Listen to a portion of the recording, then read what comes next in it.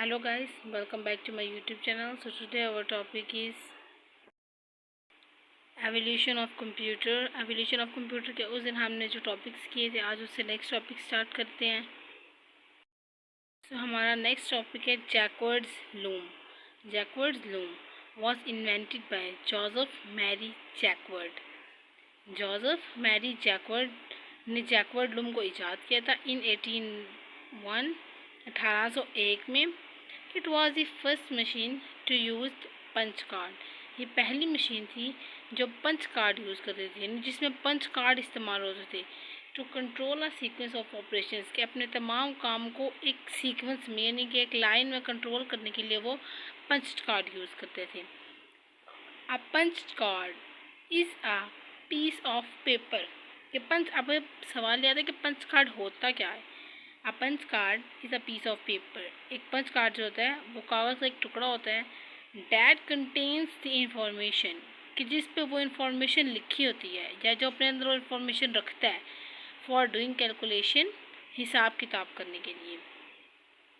The information is represented by the holes in it, के punch card पे जो holes बने होते हैं यानी गोल गोल सर्कल्स बने होते हैं, दायरे नुमायाँ हो रहे होते हैं, वहाँ पर उस जगह पर वो इंफॉर्मेशन स्टोर होती है जो कैलकुलेशन के लिए ज़रूरी होती है। यानी कि जो होल्स होते हैं वो रिप्रेजेंट करते हैं इंफॉर्मेशन को उसमें। Difference engine Charles Babbage developed the difference engine in 1823। यानी कि चार्ल्स बेबेज ने डिफरेंस इंजन ईजाद किया था, बनाया था। इसमें डेवलप का मतलब होता है बनाना, इन्वेंटेड का मतलब होता है ईजाद करना, डेवलप बनाना। इन 1823 1823 में this machine could solve complex functions. Complex का मतलब होता है मुश्किल, कि ये मशीन जो है वो मुश्किल फंक्शंस को सॉल्व कर लेती थी। एंड कैलकुलेशन ऑफ मैथमेटिक्स, और मैथमेटिक्स यानी कि हमारे मैथ के हिसाब किताब को भी यही मशीन सॉल्व कर सकती थी। Improvements were being made on this machines, कि जो इस मशीन में काफ़ी सारी बाद में इम्प्रूवमेंट भी की गई। एंड फाइनली और बिलाखिर इन 1834 1834 में Charles Babbage named his improve version of difference engine as analytical engine. ये 1834 में चार्ल्स बेबेज ने इसमें कुछ इम्प्रूवमेंट की। जब 1834 तक वो इम्प्रूवमेंट फाइनल हो गई तो फिर चार्ल्स बेबेज ने इस मशीन का नाम, अपनी इस इम्प्रूव्ड मशीन का नाम डिफरेंस इंजन से चेंज करके एनालिटिकल इंजन रख दिया। तो फिर नीचे एनालिटिकल इंजन है। Analytical engine was the improved version of the difference engine. जैसे भी हमने ऊपर पढ़ा कि उसने उसको इम्प्रूव किया था, तो नीचे यही है एनालिटिकल इंजन जो है वो डिफरेंस इंजन का एक इम्प्रूव्ड वर्जन है। Charles Babbage invented this machine in 1834, कि चार्ल्स बेबेज ने ये मशीन जो इम्प्रूव की गई थी एनालिटिकल इंजन 1834 में तैयार किया था।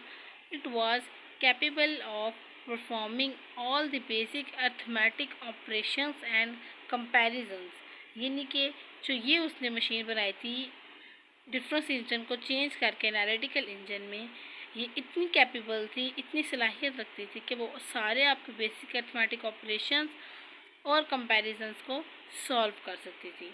It also had the capability खसूसियत to change the value stored in its memory, कि उसमें ये कैपेबिलिटी थी कि वो जो वैल्यूज़ उसकी मेमोरी में स्टोर हो जाती थी वो उसको चेंज भी कर लेता था। So analytical engine was based upon the concept of input, processing and output, कि जो एनालिटिकल इंजन था वो कॉन्सेप्ट जो जिस कॉन्सेप्ट वो बेस था वो था इनपुट, यानी कि आप उस मशीन को इनपुट दोगे, फिर अंदर प्रोसेसिंग, फिर वो आपकी उस इंफॉर्मेशन को जो आपने उसको डाटा दिया होगा उसको वो प्रोसेस करेगा, फिर उसको आउटपुट के तौर पर आपके सामने ले आएगा। This machine was powered by a steam engine, ये मशीन जो थी एक स्टीम इंजन से चलती थी, एक स्टीम इंजन से पावर्ड की जाती थी। The input were provided through punch card, जो इनपुट था जो हम उसे देते थे मशीन को, जो हमने डाटा देना है वो पंच कार्ड के ज़रिए दिया जाता था। And output had a printer, और जो हमें डाटा बाहर देती थी उसमें प्रिंटर के ज़रिए, प्लॉटर के ज़रिए और एक बेल के ज़रिए जाता था। अब मस्ट नो, ये मस्ट नो में जो चीज़ें लिखी होती हैं काफ़ी इंपॉर्टेंट इंफॉर्मेशन होती है। Charles Babbage is known as the father of computer, कि जो चार्ल्स बेबेज हैं वो कंप्यूटर के बानी कहलाते हैं। He involve the concept of a programmable computer, उन्होंने जो एक प्रोग्रामेबल कंप्यूटर था उसका कॉन्सेप्ट ईजाद किया था, उसका कॉन्सेप्ट दिया था। Generations of the computer, the history of computer development is referred to with respect to the different generations of computer, कि जो कंप्यूटर डेवलपमेंट की हिस्ट्री है उसको काफ़ी सारी जनरेशंस ऑफ कंप्यूटर के साथ रेफ़र किया जाता है। The size of computer had decreased, ठीक है, डिक्रीज का मतलब होता है घटना। साइज ऑफ कंप्यूटर, जो कंप्यूटर का साइज़ था वो आहिस्ता आहिस्ता मुख्तलिफ जनरेशंस के साथ छोटा होता गया drastically. And the speed, storage capacity, जबकि उसकी स्पीड, उसकी आपका डाटा स्टोर करने की कैपेसिटी एंड रिलायबिलिटी, कि वो कितना रिलायबल है, हैव इंक्रीज मैनीफोल्ड, कि वो कई गुना बढ़ गई थी। जबकि उसकी कंप्यूटर डिफरेंट जनरेशन के साथ आप ये कंप्यूटर की जो साइज़ था, उसकी जो स्क्रीनिंग साइज़ थी, इसका जो उठाने था का भारी होता था वो पहले ज़मानों में, अब वो उसका साइज़ छोटा हो रहा था और उसकी स्टोरेज, स्पीड एंड रिलायबिलिटी दुगनी हो गई थी, बहुत ज़्यादा बढ़ गई थी। Each generation of computer is marked by a technological development, कि जो हर नई जनरेशन कंप्यूटर की जो हर जनरेशन थी वो मेजर टेक्नोलॉजिकल डेवलपमेंट के थ्रू मार्क की गई थी। हम पढ़ेंगे अब फर्स्ट जनरेशन कंप्यूटर 1951 से 1959 तक। The first generation of computer was based upon the use of vacuum tubes, कि जो फर्स्ट जनरेशन कंप्यूटर था, जो फर्स्ट कंप्यूटर बना था आपका फर्स्ट जनरेशन कंप्यूटर था, वो वैक्यूम ट्यूब्स के ऊपर बेस था। मतलब वैक्यूम ट्यूब्स के ज़रिए वो आप कंप्यूटर को इस्तेमाल कर सकते थे। और ये नीचे आपके पास वैक्यूम ट्यूब की डायग्राम बनी हुई है। There were very expensive and big in size, की बहुत महंगी थी और साइज़ में यानी अपने हजम में बहुत बड़ी थी। The processing used was also very slow, कि जो प्रोसेस करते थे डाटा को वो बहुत ही स्लो वे में करती थी। Example of first generation computer are UNIVEC 1, इसका मतलब है universal automatic computer, and ENIAC electronic numerical integrator and computer. ये उन्होंने आपको शॉर्ट फॉर्म दी हुई है जिसमें ये आपकी एब्रीवेशंस है।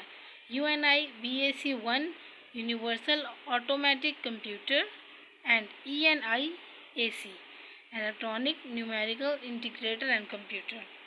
तो ENIAC यानी कि electronical numerical integrator and computer was the first computer developed, ये वो कंप्यूटर था जो फर्स्ट जनरेशन का फर्स्ट कंप्यूटर था जो सबसे पहले बनाया गया था। So I hope you like this video. If you like this video, kindly like, share and subscribe my YouTube channel.